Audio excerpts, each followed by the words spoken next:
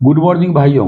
आज का टॉपिक है डेमोलेशन ऑपरेशन, जिसको हिंदी में विध्वंस करना यानी तोड़ फोड़ करके उखाड़ करके हटा देना है। What is demolition? Demolition means removing and breaking of the unwanted old structures, industrial plants and chemical materials.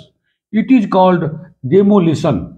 अब तोड़ फोड़ करके हटाने का अर्थ यह है कि किसी पुरानी इमारत, स्ट्रक्चरल प्लांट्स, औद्योगिक प्लांट्स, सड़कों, पुलों इत्यादि के पीसीसी आरसीसी स्ट्रक्चर की संरचना को तोड़ के हटाना ही डिमोलेशन ऑपरेशन कहलाता है।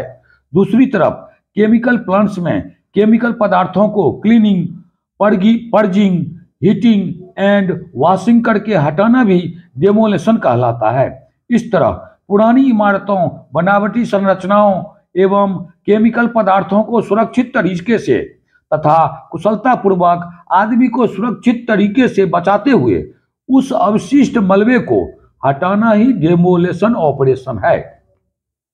अगर हम लोग डेमोलेशन ऑपरेशन को डिसमेंटलिंग से तुलना करें तो दोनों के बीच में थोड़ा अंतर जरूर है।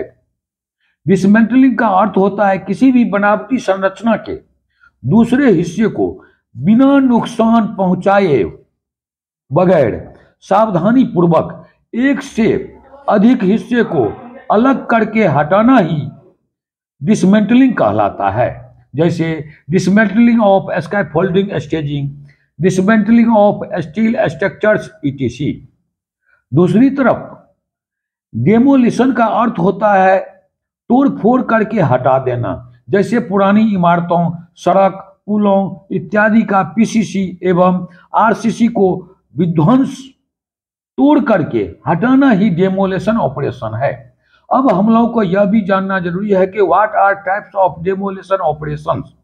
तो डेमोलेशन ऑपरेशन करने की तीन विधि से किया जाता है, जिसमें पहला तरीका है विस्फोट के द्वारा।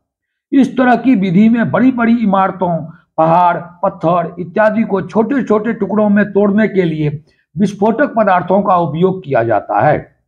दूसरा तरीका है मैकेनिकल यानी कि मशीन के द्वारा, जैसे जेसीबी, पोकलेन, बुलडोजर इत्यादि मशीनरी की सहायता से तोड़ फोड़ करके हटा दिया जाता है।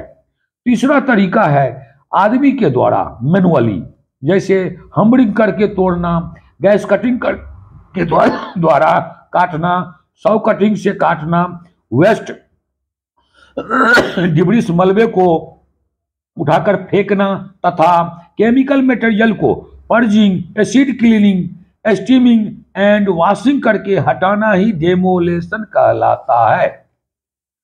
अब हम लोगों को डेमोलेशन ऑपरेशन में होने वाले हजार्ड्स और उस खतरों से बचने का सावधानी पूर्वक रखना आवश्यक है। जैसे सबसे पहला हजार्ड्स है underground and overhead power line, जिसके कारण आदमी को शॉक लगने का चांस है, तो इसके बचाव के लिए इलेक्ट्रिकल पावर लाइन को कट ऑफ करना है।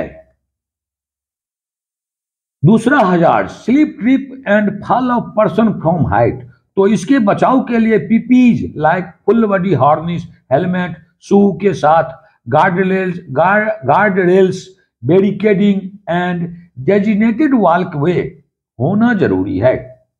तीसरा हजार्ड है फॉल ऑफ मटेरियल्स, इसके बचाव के लिए safety net, barricading, all time cleaning from ground surface to height level तक।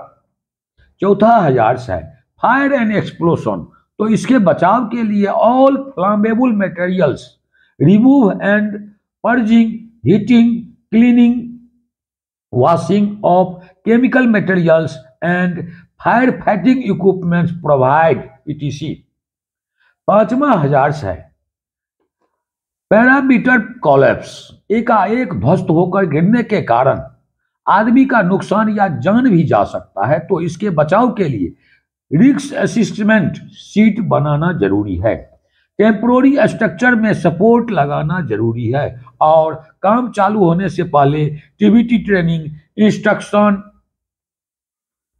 एवं साइनेज बोर्ड लगाना भी जरूरी है।